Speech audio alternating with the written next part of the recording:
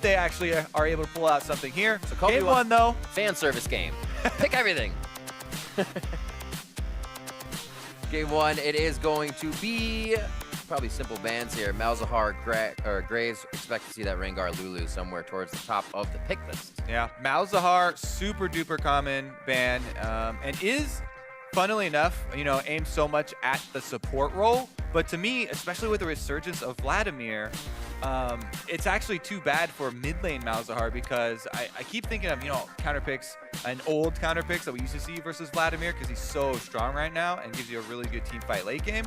What else can people use if he continues to be so popular? Malzahar was one of them, you know, right up there with the Anivia and the like, but you never get a chance because the support one is always banned out. Following that up with Karma ban as well there for TSM, and you can see they are targeting Lemon Nation, and they're encouraging him to go the, you know, Maokai and Blitzcrank route here, it looks like. Do it. Still have the Nautilus they can flex down there. It's been a while since we've seen that. Definitely. A little bit better in the top lane, though. Last. We don't? Picks. No ban coming So, in. yeah, FlyQuest. So we'll get confirmation whether that was intentional or not. Regardless, though, what that leaves us with is a wide open mid lane. Camilla's been first pick for the top lane for split push for Hanser. They want to set him up to carry. I mean, there's been so many videos, and Hanser himself talking about how he wants to be a leader on this team. He wants to be a carry on this team, and with that calls, you know, comes with calling for more resources. He is set up on Camille. Even after the nerf, she's still one of the champions where if you can get her some money early on, she can become a massive split push threat. She can also chase down kills super well. And then meanwhile, on the other side, as we said, FlyQuest maybe a little bit more return to standard here, and they are focusing on more of the standard priority picks for that most teams actually have very high up there. So the Lulu Rengar, they're quick block into the Vladimir as it comes through. Looks like I would have figured that was FlyQuest, but it's TSM's. Yeah, and as I was talking about, you know, Vladimir, very, very strong team fighting, especially later in the game right now. This proto build that everyone's going with the Ignite in mid lane has been enough to take down pretty much any AD carries as soon as you get to the mid game. Right now, we'll have to wait and see if Bjergsen actually does go Ignite, because you can still go the mobility Vladimir with the Ghost. That was very popular before. Ghost has since then gotten some nerfs, and that's why we saw a little bit more of the offensive summoner spells. Regardless, though, we're well past that now and seeing a couple of the other bans here. Along with Malzahar, Talon was one of the ones that, if he did take Ignite, also could throw some problems Vladimir's way. I liked himself Talon. Not sure about the rework. Probably still would play it, as Talon lovers are going to stick with him. Yeah. And he is very fun to play. The Anivia still is an option as well. That's true. And I actually did have a game of Anivia, if I remember correctly. Depends on how confident he does feel being able to take that one up. And they actually right now, with the Rumble in the top side, would be pretty AP heavy if they do that, as well as Lulu down there for support. Maybe a little bit more crowd control would be what FlyQuest are looking for to actually round it out. Caitlyn, though, able to add on. That is one of the most common champions there to pair with the Lulu. Just ensures your late game. Caitlyn, Lulu scales super well. Also, it's a very strong lane. See what High can throw into the mix here. Quite a powerful team already from FlyQuest. Even putting protection on these guys would help, but the Orianna's out. TSM looks now for their AD carry. That's going to be Wild Turtle with the Jhin, so they have the chance to open up from quite far away here with the Gragas Vladimir follow-up. Yeah, it's pretty interesting what TSM are going for right now, too. They have a lot of versatility, actually. And that's one of the things that Gragas coming back into the meta is definitely something that I like to see, where he is one of the few junglers that can give you a disengage. You can use his ultimate for offensive uses or peeling uses. Just so versatile. He can go for early plays and really opens up different types of team comps. As of right now, as we said, they are still going to go with that Hanser Camille for the split push top, and maybe those early moves from Svenskeren on the Gragas will be, directed up into that area. A difficult lock-in for High. You take that match versus Vladimir and you realize your ultimate could be fizzled out very quickly just by a pool. But Syndra's still a good pickup otherwise to make things happen across the map. Just just hard to get that kill onto the Vladimir champ. Yeah, one of the tricks here for the Syndra's, especially into Vladimir's, is using your ultimate super early on. So he's not going to pool it, and then using your stun afterwards with the rest of the orbs that will be lying around. Does pose some more questions. As you transition into the team fight phases, he'll have more targets that he has options for. Yeah. But you're right. I mean, this is it's a very dynamic squad that TSM have drafted with a lot of mobility. And sometimes that can pose a problem to Syndra, as she's a very low mobility mage in the mid lane. Lots of burst though, and definitely can be explosive, especially since he's got Moon on Rengar, which has been a great combo for these guys, Moon and High, especially with these champions. It does equal a lot of kill pressure. We could see some early level 2 shenanigans towards the mid lane here to throw off Bjergsen on that Vlad. We actually saw it's exactly what they were doing to Piglet previously. I should just say yesterday on Friday when he played Vladimir. Make sure he's down in the early game. You can't really do too much mid to late. Hashtag TSM win, hashtag fly win as we get into match here for TSM versus FlyQuest. TSM, as we said, holding that first place spot right now, 12-2, possible 16-2 here if they can clean up the rest of the season. Definitely true. They are looking very good as we head into the home stretch. There's some FlyQuest fans sitting right next to some TSM fans, it looks like. It's going to get rowdy. Meanwhile, hopefully it's as crazy as our previous game was of Cloud9 and Immortals. We are on the Rift. Yes, we are. And as soon as you get onto the Rift, I like to look at options for junglers, Riv. Well, lay the options out for me, Kobe. First of all, Vladimir, early on, everybody's very well aware that likes to scale, wants to get more points in the queue. You know, not a lot of kill pressure there. Bjergsen has gone with that Ignite that we were talking about instead of the Ghost that was, you know, kind of outdated. And so he will have that extra kill pressure as you transition later into game for Altec and for the backline members. Also makes mid lane super exciting when both mid laners are taking Ignite. Meanwhile, Elimination as well in the bottom lane, a little bit of kill pressure there. So those are the types of things you look for as a jungler.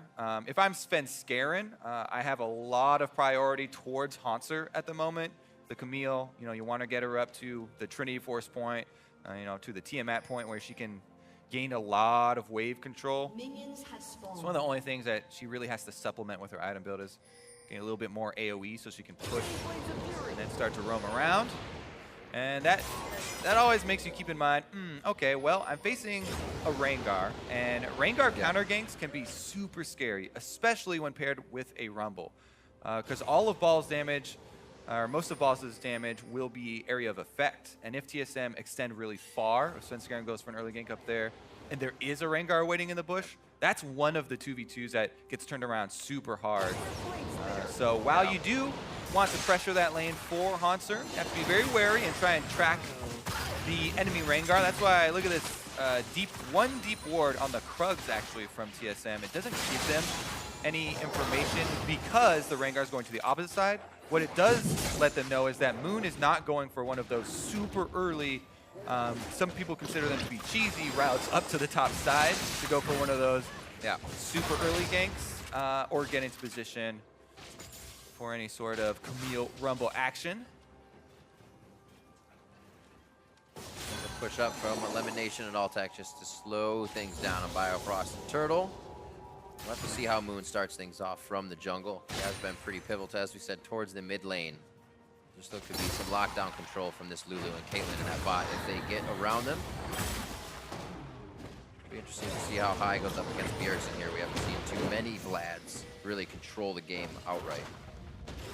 Paul's pushing up his lane on Rumble as he should, and then gets a little bit of information. It cost him maybe one execution on that melee minion. He still got experience for it though. Not a big deal. Plus, he'll let the wave push towards him.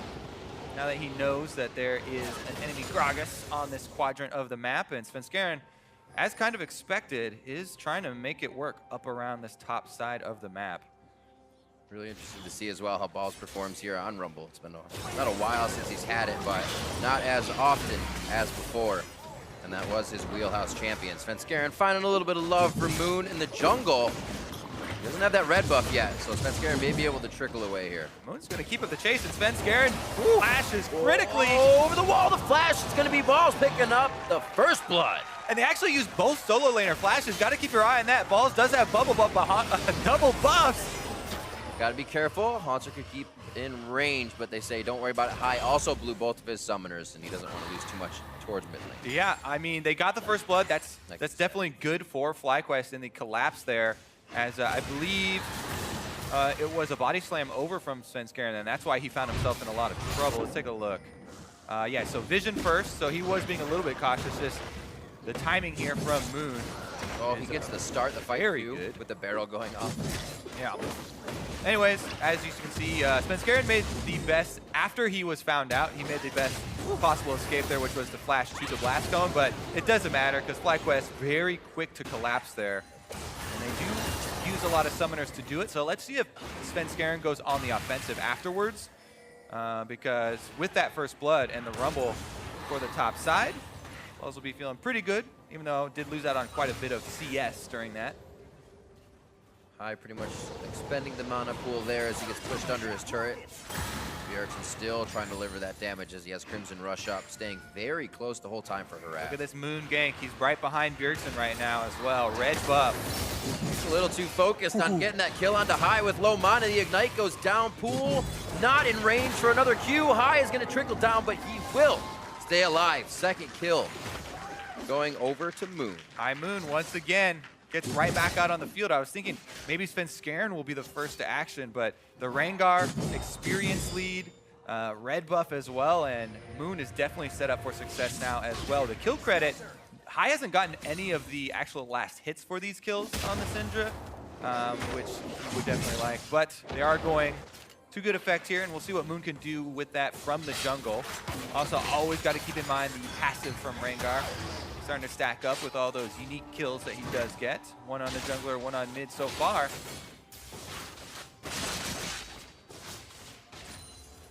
No love for the bot lane from junglers just yet. 44 to 36 as this basically glitter lands into headshots that have kept TSM and their bot lane at bay here. Here comes Moon. Is he? All right, they're waiting for the minion wave, and boop. Exhaust goes down, actually kills him. And aggro is taken up top. Exactly. Very good job by Elimination. You want one of the ranged champions to start taking out first, because the ranged champions can very clearly stay on the edge of the turret, and Elimination just takes a couple of shots really easily. What you don't want to happen is your melee, your Rengar jumping in as he's going in. That's like the only way that you give over a kill in that situation. If the Rengar gets the turret aggro, and then maybe TSM is able to turn something around under the turret. Regardless, though, this is a massive snowball for FlyQuest. They play off of the top lane, counter invade here, and then the Caitlyn, Lulu, constant pushing, constant pressure does take its toll here. It'll be interesting to see if Haunter can keep his bit of a lead up now as the lanes start to swap, throw them out of what could be an advantage there. Balls did get his kill early, but Haunter can still come back into this game and be a problem. Definitely true. Altec just on the backside of Balls here. He may be able to make something happen if he comes through the brush. Lulu here gets to roam as well. One of the biggest benefits of getting your turret down early, you can see the rotations from FlyQuest. They send Altok and Lemonation up onto the top side. They want to keep their advantages rolling through here. Keep that high tempo. Caitlyn perma pushing here. Lulu will be up there for the assistance as well, and even though Haunter had a decent amount of CS, 1v2 probably shouldn't be able to make much happen. Yep. They say keep things rolling. We heard kind of an interview from Aframu yesterday saying there's only a few people that continue to boggle your mind. They'll come back to lane and they try to do something immediately. High was one of those people, and so was Mata. Exactly. I mean, people talk about shot calling all the time in a kind of an abstract way where it's hard to pin down, the actual strong qualities of, and there are big differences there. One of the biggest is the speed with which you can actually prep your next move or your next couple of moves so that you're already prepared. And the more prepared you are, the more work you do ahead of time, the less of the situations where we see teams end up in Baron and having to decide once they're already there whether they're pulling off or whether they're forcing it down or something. and Chocolate Like High and stuff. Those are the guys that always have the next step planned out. Whether for better or worse is not always the same. It's a lot of thought process. It's not like you get to walk back to lane, check Skype, talk on Discord, and then talk to your friends again. It's always about the game. It's the Let me go online. I'll Google it, look up what's the next best step. What should I buy? Honestly, though, TSM prepping a topside move. You can see waiting in the wings is Svenskeren. Biofrost is playing very aggressively, though, and that's causing FlyQuest, as they know this is their weak side up on the top side. They're just backing off, playing very cautiously, and they're able to get the objective cross-map. Alltech, Moon, and Balls now all picking up 1 kill. Nice little buddy system they have going on as they sort these out. Bjergsen, his first back was that Negatron cloak, so he's actually been able to stand against these orbs of high and just farm back and forth. Looks like Gragas, Svenskeren, I should say, taking over the blue as Bjergsen won't need it, and that may speed up his jungle a bit so he can get back to lane. High's been quite pushed up, and they may be able to work that. Yeah, High trying to make the most of his blue buff here, just dumping spells into Bjergsen. Bjergsen was able to get his Negatron recall off previously, though, trying to chug his potions to keep up, and the extra magic resist is helping, but slowly wearing away. High continues to push him under the turret. Meanwhile, the Caitlyn Lulu doing exactly the same here. Just Turtle, too, so he can't really get up too close to clear these. That means quite a bit of damage on the turret. That means more acceleration in this game for FlyQuest if they can take down top as well without an answer. Also, it gets to be a very scary situation for TSM, as FlyQuest have had a long time with control of this quadrant of the map, and you can see that's why TSM are being so careful. Biofrost in particular, they're bringing multiple people with control wards for this blue quadrant because they know that FlyQuest are trying to set up in the top triangle, this top lane, jungle, and mid portion of the map, and it's, despite all their best efforts, the turret's about to go down. Forward. Alltech did get solo gold on the last turret. Shares the gold this time with Lemon Nation and the rest of the team. TSM looks like they're good to go. Pretty good planning of their own. As we said, they're prepping this control wards, and they were building their defense so they don't actually lose anyone. However, bottom side. I think he wants to fight on that too much. Throws down the ultimatum. Syndra's coming down the river as well. Balls just wants to survive at this point. Up the E, throws it off. Answer! Not able to get the last few hits in as the scrap shields continue to come up and Balls just kites around. And people continue to wonder what is up with the TSM first game of a series, win rate, because it's not very good, and there's a lot of ideas of where it comes from. They have just seemed like fairly slow starters this season, even though they rally very often to come back in a series. This is a giant lead for FlyQuest here in game number 1 of the series, and after taking the top outer as well, rotate on the duo right down there to mid, last outer turret standing, they can easily send Balls back up top lane. That teleport is ready, by the way. So even if there is action that does break out, a lot of wards here around the mid lane, prepped and ready for them to react. So much protection here for Alltech. Having a very nice game, 115 to 88, as Turtle's lane was kind of chaos in the beginning with how much they pushed. Forced to go to the top side, still not able to see us there. So waiting on a bit of power from while Turtle will have FlyQuest continue to pressure advantages here and probably grab this next Infernal Drake without too much trouble winning. Yeah, they're grouping everybody up. They're actually not even going to wait for the teleport. Balls is just walking down on Rumble. Now, the decision here, you want to save your Rumble ultimate for the dragon fight. It's actually a while off, so there's an option of using it to push them off this turret, but you would definitely want to at least get a decent amount of damage done with it if they do, because that would be a possible opening for TSM to try and go for a counter move. Currently, though, TSM just trying to play defense here. Post, but no cigars. Well, various wards by TSM, 3 to guard a brush. Makes sure FlyQuest don't have enough time to knock them out. Stun into a slight heal. Another ultimatum onto Balls, and Gragas. Svenskeren coming up this time. Yeah, nobody's here to help Balls this time. It is actually Svenskeren coming for Hanser, but He backs out, able to ult the wave and clear out the majority of it. Nicely played. High's roaming up now too. I don't know about this dive. I think they can turn this on Svenskeren. Also has no flash though. Minion being closer now. Nice wait by TSM there to make sure the minion wave was in range. A turret shot along with unleashed power. Another kill possibly coming in onto Haunzer. Looking to drop one more orb. Haunzer with the dodges, but he can't do enough to get out of the way. Double kill for High for a bit of a roam to the top side. Yeah, High's control over mid here. You know, constant roams. These are the playstyle that we previously had associated with him so much. Makes a play bottom, comes back up top side. Even though Balls goes down this time, worthy sacrifice for them. It's funny too, we just mentioned before it was 1 kill across those 3 members. Now 3 kills for High in just a few minutes. 6-1 here with a 5,000 gold lead. And honestly, this is one of the things that, one of the reasons why FlyQuest, they were a bit sad with, you know, the losses that were piling through, to say the least. Nobody likes to lose. But Which is true. They also talked about maybe it was a little early in the season for them to start reaching for those surprise picks and maybe going a bit too far with the theory crafting.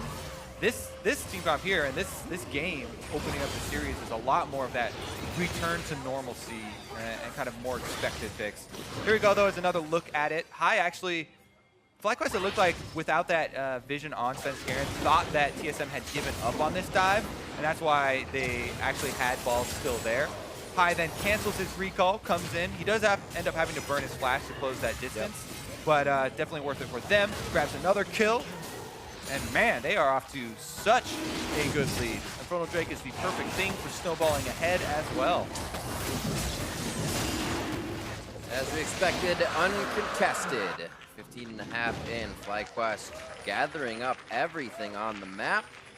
Now, outer turret is one of their pings here as they send 3 members mid.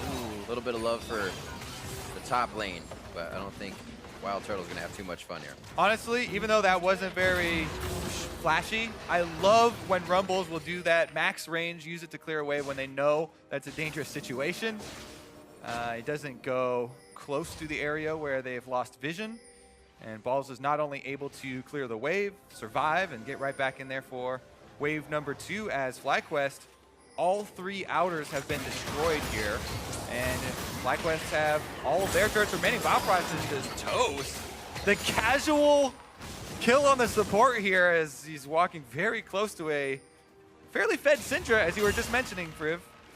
Yeah, that's High knowing exactly what he can do, and knowing the team doesn't have to fight for a period of time as well. Being in the lead, you can kind of just throw that out all willy-nilly. It's one of the things we haven't really mentioned in quite a long time is, oh yeah, it's so scary to be a support when you're going transitioning around mid lane, right? Because there's a 5-level difference between Biofrost and High. And High had a really good position up there in the Fog of War. But you just have to be so cautious. Talking about Fog of War and being cautious. It looks like he's gonna get close to the too close. Oh, not going to get out of the ultimatum. Wild Growth is on. Polymorph to the direct target that's going to do the most damage. Here comes Balls. Turns up the heat and a kill for Altec and himself on the teleport in. Oh my goodness. FlyQuest, instant reaction. Here we go. Moon on the offensive. Oh, Moon's getting angry. Turtle's been having trouble just getting farm, and now he's having trouble finding a place in a lane. Heal and exhaust use on the side for the bot lane of TSM there as Moon goes aggressive. FlyQuest working off the ball. The aggression's in the top lane, and they're still getting stuff around the map. So beautiful of an opening here for FlyQuest. They've only given up 1 kill, no turrets yet. Bjergsen is split pushing on the bottom side, but FlyQuest still have pressure. They can get another, you know, tier 2 here. 5 members grouping up, yeah. Bjergsen's coming around back. Are TSM going to go for this 5-on-5 down this much gold? It's going to be extended, and they'll have low health bars if they even try to contest this. They've only taken a few of the front-end damage bursts from FlyQuest. They choose to go out of this one. And kind of a breathing moment here. 9-1. We'll see this top replay once again. Instant reactions here. Altec flashes over, able to get 2 Lemonation. At the same time, Balls immediately starts channeling his teleport, so he gets there in time to turn these 2 kills around. And that is a kick in the gut for TSM as the snowball is getting ridiculously big. Yeah. feels great. That replay for Alltech having their Hurricane is just such a good feeling. You have two members standing close together, tearing away at shots with your support behind you. The buddy system of Alltech and Lemonation has been strong this season. Coming up only on 20 minutes. Alltech goes back to the bot lane just to farm up a bit because everything's pushed up too far. It almost gets too dangerous for them to do anything else here so early in the game. And they've done such a good job of playing cautiously, you know, when needed thus far. Nobody from the bottom lane here from FlyQuest has a death to their name. Actually, they've only given up 1 kill as a team total, so that's not saying a whole lot. Here we go, though. Wonder how many you can scatter. It's going to be Svenskaren's down. Bjergsen actually proto in. He does live. A quick shield coming out there, and it's going to be Svenskaren, the ultimatum onto high. A quick shot from Curtain Call takes him down.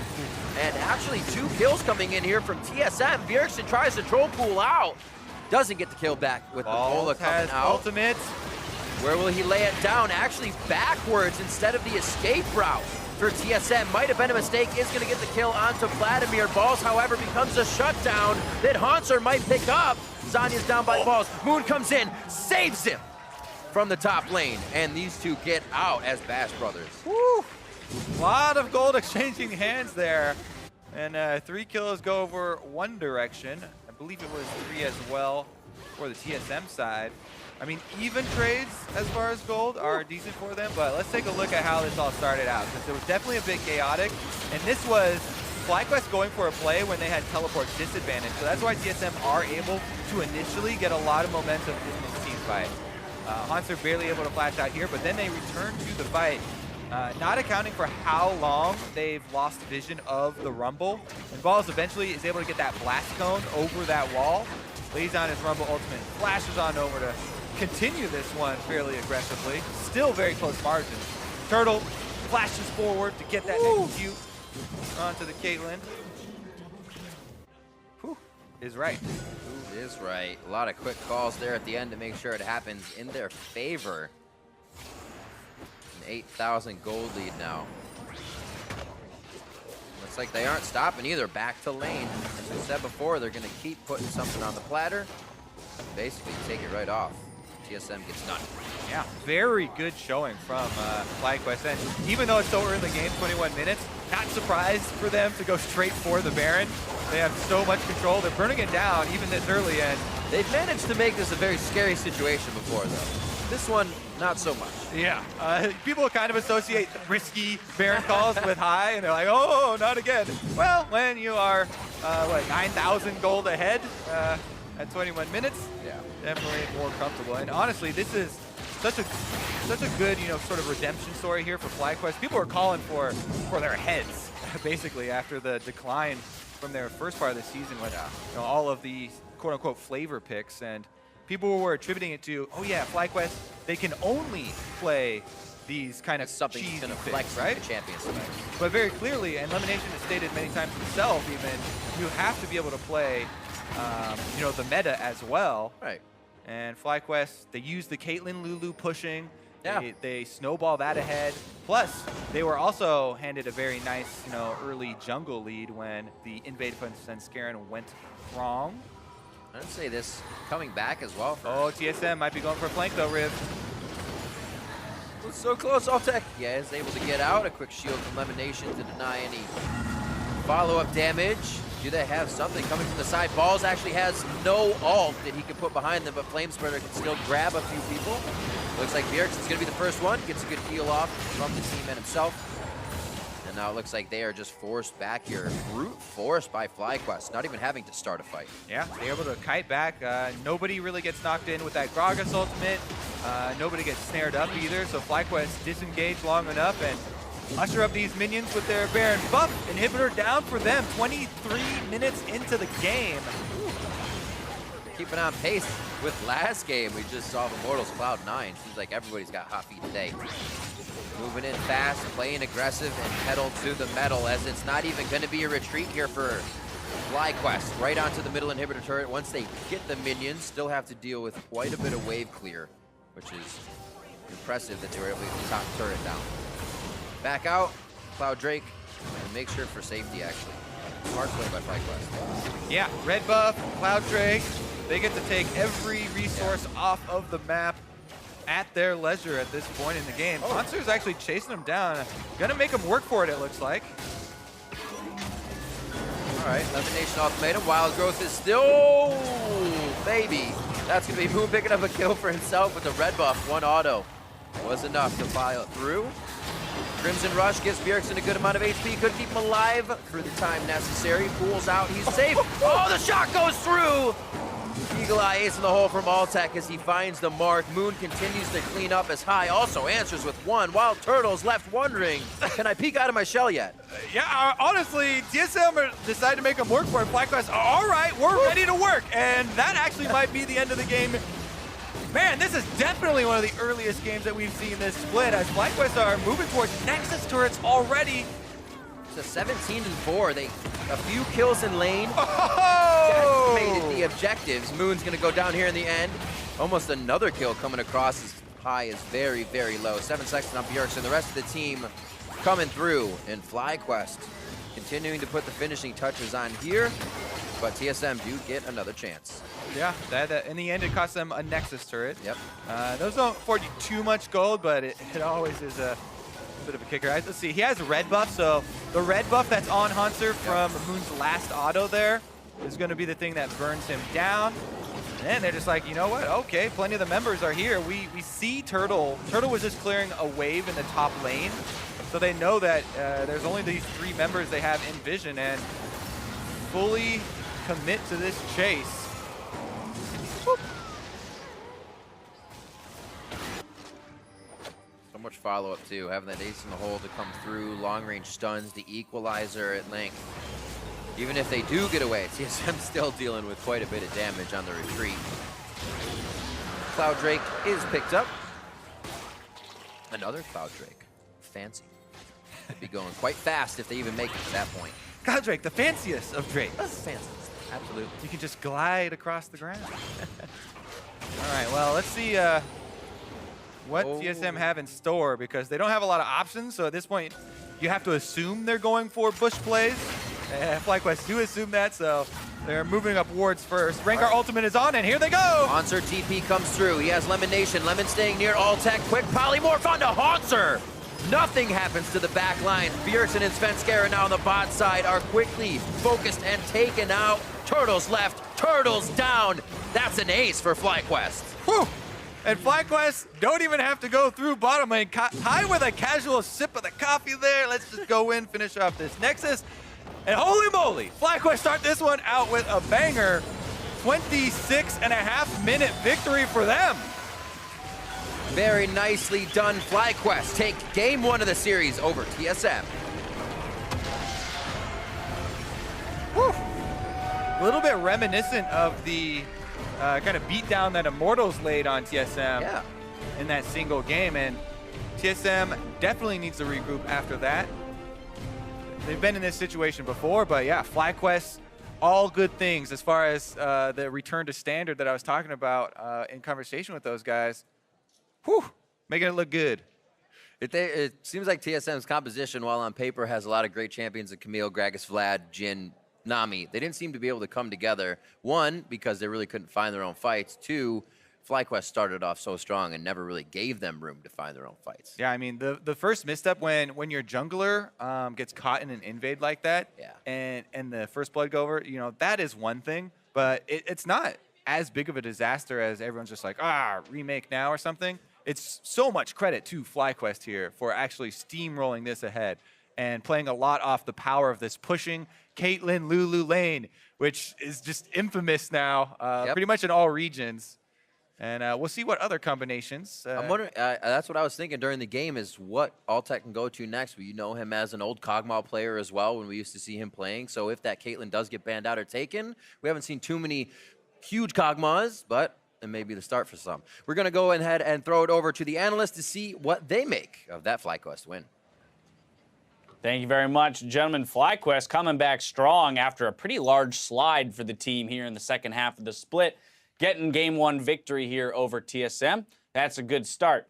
But how do they do it, right? We see the Caitlyn pick come out with, along with the Lulu that Kobe was just talking about. But I think most interestingly, FlyQuest was one of the teams we were saying might throw curveballs as they have been doing all season long and pick ban. And this is one of the more meta drafts that we've seen them pick up in a little while. I'm actually glad to see it. We saw them try it last week against Immortals, and they kind of got ran over in the early game. But that seems to be kind of an Immortals thing now, as we've seen them kind of do that to everybody. So they're back onto the more standard draft against TSM, not as aggressive as a team, and I think it worked out pretty well for them. And I think this is a really unique game because usually Moon has been pretty lackluster the last couple of games. And he was always the one with high making very early game plays, getting leads by himself or with his mid laner. Now, this is the game where Sven just gave him the lead. They invaded and it was just a bad timing, gives away a free kill to them, and then he's able to snowball because the other team plays poorly. I'm still not convinced Moon's back on form, but he played pretty well. Yeah, jury's still out on that one. I think it's safe to say let's see some more games before we make a decision on Moon. What were you going to throw in there? Oh, I was going to throw in a little bit about the draft. I didn't really like TSM's draft at all. They take like the Vladimir in the end of the first rotation pretty early on, first draft phase, excuse me. And then they makes them do double mid bans, and then they are not particularly effective. He still goes the Syndra, and then the Caitlyn pick is what really bugs me. Is like you see the Lulu, you see the Caitlyn still on the table. It's such a dominating bot lane. Just like force Lulu onto anything else. Just throw one ban at the Caitlyn, please, because they took the turret again at like 7 minutes. And it happened every game that we've seen Caitlyn. And especially when you ban Karma in first rotation here from TSM, right? So you're already like looking to dismantle that powerful Caitlyn bot lane. Okay, but you still left up Lulu. If you're going to hand over the Lulu, take the Caitlyn away. Find another way to remove that pick from the table. I don't know if that's necessarily true. I actually think Jhin Nami beats that lane 2v2 normally. However, they just didn't lane well. I mean, sure. If that's the case, then because they got destroyed, they were like ignited under turret. It's like what gave Moon one of his free kills this game. Right. I mean, yes, there is something to be said for how the lane gets affected as well by the rest of the map. Of course, we saw high making roams, and with those early kills being handed over to FlyQuest, a 2 points. 4K gold lead at 7 minutes with 3 kills in your pockets does definitely make the individual lane matchups harder to, kind of identify and break down.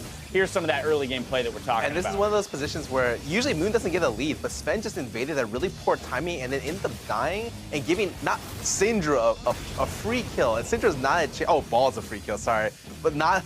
Also who you want to give a free kill to is a Rumble in the top lane. In general, just felt like they were really disrespecting Moon a little bit this game. Like, this was not a super creative gank. Moon just walked behind the pushing Bjergsen and ganked him at level 5. Everyone's level 5, he gets a kill. And then it was almost the same thing in the bot lane. We're like, oh, we're super low under turret. We haven't recalled yet. And then he cuts them off from behind to stop that. And they get another basically free kill almost. And I mean, this is what you're talking about, Scar. That was clearly set up by 2v2 trades in the bot lane that brought Nami down to that low of health. So in that 2v2, FlyQuest coming out on top, finishing off the kill there with the Rengar visitation. Right, but like I said before, like it doesn't seem to me like that one side of a 2v2. You think about the most dominant laning champion, which is Karma. But afterwards, Nami and Lulu are pretty similar. In fact, I would say Nami might be even slightly better in lane, specifically in lane, not out of lane. The only problem I see with it is like, how do you match the push? Like maybe you can win trades, but if Caitlyn queues the wave and Lulu queues the wave, how do you keep up with the push? But I think it's okay going into it a little bit. Okay, I mean, I like this conversation. Let's see if we can find more ways to talk about it as we watch the meta develop, because I'm sure this is not the first or not the last time we're going to see that particular matchup. What I want to talk about is that stat that we just saw on your screens there while we were looking at TSM gearing up for Game 2. In Game 1, Game 1's across the split. They are now 7 wins, 8 losses. So that's, I mean, we've talked about this plenty. TSM this season has gone to third games many a time. Game 2, their record improves slightly. 8 wins, 6 losses. Game 3's, though, guess what their record is? Do you know? I have no idea. 8-0? 9-0. 9-0. 9-0 in Game 3s, right? So, I'll be curious to see if the trend continues here up against FlyQuest. Hey, we lose the Game 1. How much do we really learn? How much do we adjust our playstyle around the team that we're facing? And will they make the proper adjustments to take the next 2 games in a row? Hey, but what's great is they're getting so much practice on stage. They're getting more practice than almost any other team. There you not, go. Not on purpose, hopefully, but just because. I mean, I guess it just shows that FlyQuest needs to win this next game because there's no hope apparently going to Game 3. That's a very good point. All right, how does FlyQuest close it out here? But on the blue side for Game 2, what do they do to make sure that they can seal the deal? The Caitlyn's really important. So, off the bat, like, I know Turtle's not a great laner, and you saw the stats before. Altek's averaging -8 CS at 10 minutes or something like that. He was up 30 something insane Yes. this game. Yeah, so he's up 33 at I 20 think minutes. securing the Caitlyn is the key to this game for them, at least through bot side, and they can play around that. If they have a lane like that to set up Moon, even if Moon's not super far ahead, he still gets that kill for free. And I think they just need to play a little bit more respectful to Moon in the sense, like, I don't know why they were making such aggressive plays where, like, Sven's just, like, super deep in the jungle without, like, great lane priority. And then the same thing with Bjergsen not respecting the potential of getting mid. Last thing to touch on here is Hai receiving player of the game for the Syndra performance in the mid lane. But more so what I want to talk about with him is how we feel he is going to be able to adapt to the changing meta in the mid lane, right? At the beginning of the split, he's playing the Corkis and whatnot. Now we're looking at, okay, solid game on Syndra with the Orianna and Talon bans thrown at him.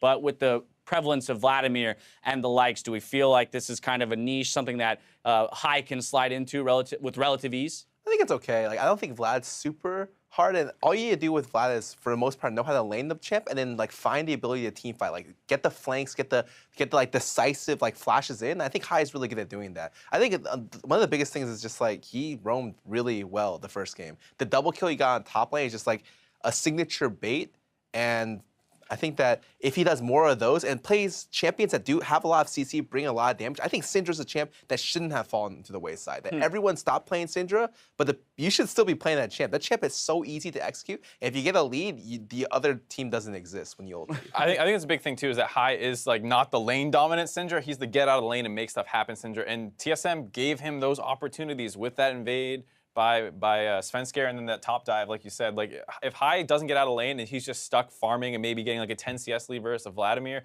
that's not great for the way that FlyQuest tries to play the game. All right, well, we're moving on to Game 2, ladies and gentlemen. When we come back, we'll see if FlyQuest can close out the series. Their Game 2 against TSM is after the break.